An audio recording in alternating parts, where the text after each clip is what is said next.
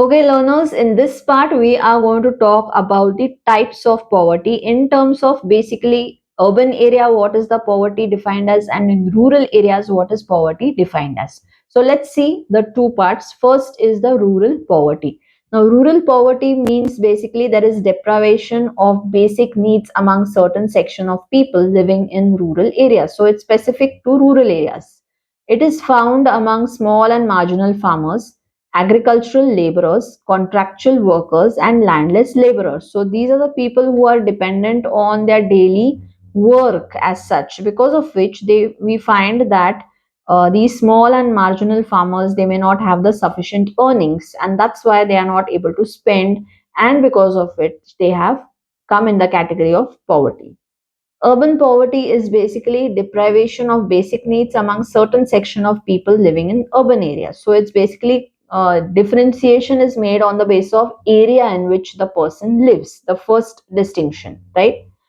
Secondly, we find that in urban areas, what happens? It's largely attributed to the spillover effect of migration among the rural poor. What happens when the rural poverty is growing? People from rural areas think that if they move to urban areas they will get employment, and because of which they migrate to the urban areas, but this doesn't solve the problem because not necessary they get the jobs. So when they don't get the jobs, again their earnings are less, again their expenditure is less, and so what happens in it as an effect is basically the urban area also gets the spillover of poverty. People living there, a large number who have come from villages, now come in the category of poor, and so even the urban population overall is considered to be having a low per capita expenditure, and because of which it is considered as urban poverty. How do we measure the poverty, right? Poverty is measured by a ratio. What is that ratio called as? It is called as a poverty ratio. Now in 1962, the Planning Commission had actually appointed several people. The task force was there who were to actually calculate the poverty ratio. In which year? 1962, long back. Now, when we talk of poverty estimates, which are available with us as a data in 2011-12, we can see here, look at the computations, you'll see poverty line in rupees. That is, we are talking of consumption expenditure as earlier explained. Okay. So, rural and urban, how much is the rural expenditure per month? We are talking of 972, which means it comes to 32 per day per person. So if a person is unable to spend 32 rupees per day per person, then it becomes rural poverty, right?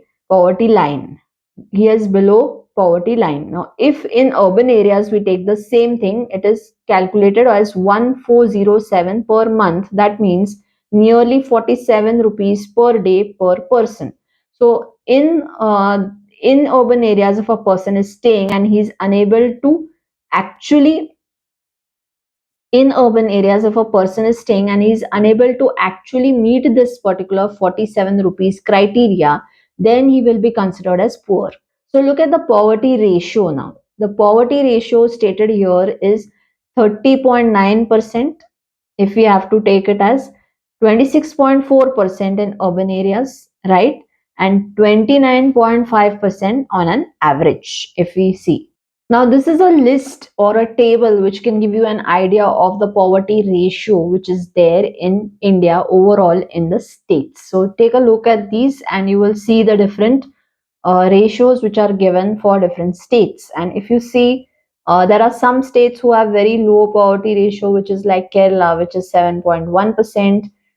There is also Himachal Pradesh, which is just 8.1%. And on the other side, if you look at the areas like Chhattisgarh, they have 39.9%. And even if you see Odisha, 32.6%, Uttar Pradesh 29.4%. So many people are falling in the categories of poverty. So a poverty ratio is basically the total population. Then you're talking of how we compute it basically on the basis of population. we will take into consideration the per capita expenditure, and we will look at the overall households, right? So based on this, the poverty ratio is calculated, and this poverty ratio, if it is the lowest, it is very good. We have already covered most of the reasons, causes of poverty in the previous sections of our study, but here we will take a list of it again and just a quick revision of it. Now, first reason, if you take 2-3 minutes, you will also get the understanding of why there could be poverty, right? The first reason is population explosion, too much of population. Second is we don't have that much of industries, so slow industrial growth. There is unemployment and there is underemployment. Then economic inequalities are there, so rich becoming rich, poor becoming poor, and so on. If the person is not having access to infrastructure facilities, also basic infrastructure facilities like a tap for water, right? What good water supply, the tap is available in his own house, it's not available.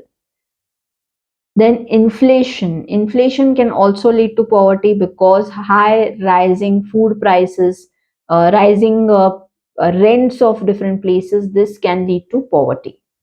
Regional imbalances, of course, you find in certain regions there is benefit of climate for agriculture, there is benefit of industries because there is a lot of water supply, electricity available, and so on. So there could be regional imbalances due to basic geographical structure also, and due to which some regions are having advantage and some regions don't. And so people from some regions are rich and some regions are poor. Okay.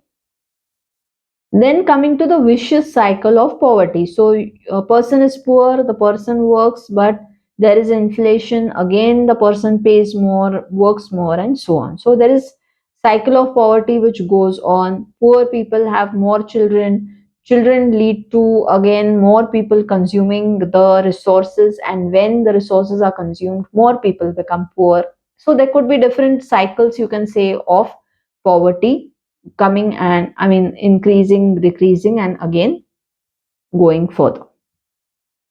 Other factors why people are poor could be also due to their own spending habits, right? They're not having proper savings, they are not having taking opportunities, job opportunities which are available, and so on. So there could be different reasons also. It's not necessary that all the blame has to be put on industrialization and government and other factors, right? There could be also internal factors of their own person, family pressures, whatever the case may be, due to which the person stays poor. In this, we have talked about vicious cycle of poverty. Now we are going to take the entire cycle and explain it, how the cycle of poverty goes. Let's see the cycle. First thing says low national income. Okay, low national income leads to low per capita income. Then low savings are there, of course, because you don't have income in your hand, you don't have savings. Then low capital formation, because you don't have savings. What happens? You are unable to keep investments. You don't have the amount to invest in your own self or into business. Once you don't have investments, what happens? There is low production because you can't make things. Industries also sometimes may not be able to save, and so they don't save, they don't invest. What happens? Low production. Low production again leads to less employment, and less employment again leads to low national income. So industries, if they are unable to have the proper, investment cycle, people on their own also don't have the saving cycle, don't have the necessary income in hand, they are not going to save. If they don't save, they don't get returns, they don't invest, and then again it goes on and on.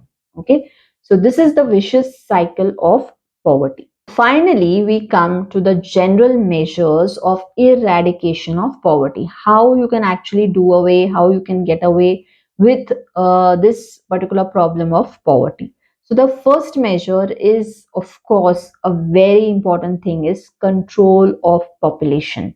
So unless and until any country for that matter, not just India, achieves population control, you will not be able to eradicate poverty. Work on agriculture. This is very important. Agricultural advancement and policy should be framed for betterment of agriculture because we are an agro based economy. Then rural work and rural industrialization should increase. Minimum wages should be fixed by the government. So nobody can actually, and it is being done because there are many laws which fix minimum wages, minimum bonus, requirement of contributions to retirement funds, and so on. So these are already taken, and many measures are implemented well. Now, what is required is the public distribution system. So you should have like a common place where you can enroll and get the jobs. Okay, whatever are available in the market, there should be a common enrollment platform. These also have been started in many areas of the country. Nationalization of banks.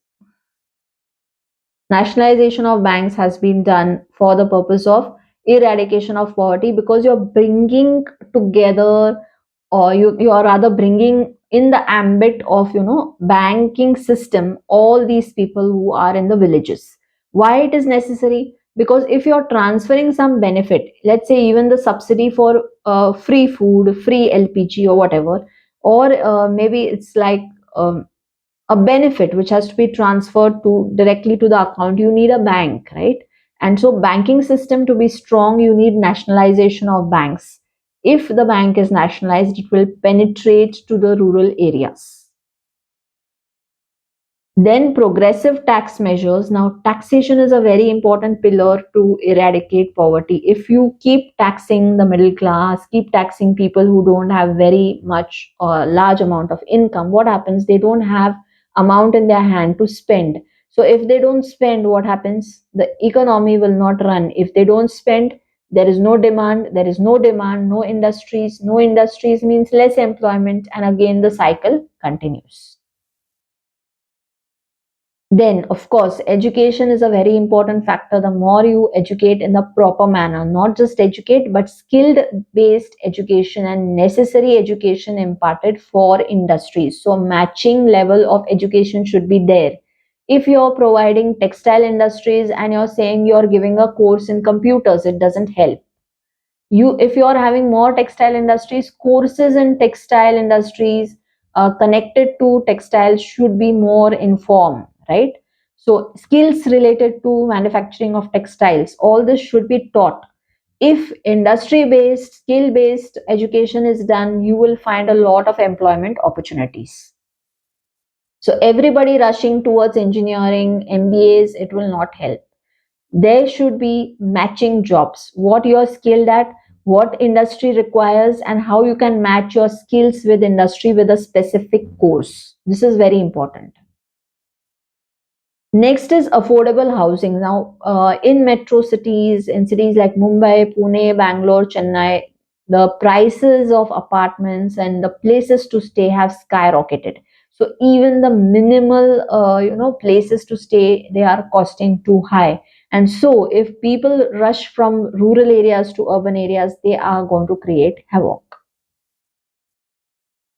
Health facilities, health measures should be provided. If people are healthy, proper, they will be able to work. Again, if they work, they will be able to earn. If they earn, the poverty line will be, it should be crossed. And finally, skill development and self employment should be encouraged. So these are the basic measures which the government is trying to take to eradicate poverty in India. The major concern for India is its population, and not just the population, but the quality of population, which is really bad. So, for eradication of poverty, this is the biggest challenge for India. So, hopefully, these things are clear connected to this chapter on poverty. And now we will be proceeding to the next chapter in our study of economics, which is connected to a very important time frame in India, which was 1991, where things suddenly changed and the economy was open to the entire world, and how things changed in the economy. What were the impacts of this kind of economic policy change which happened in the year 1991? This is what we'll study in the next chapter, chapter number 9.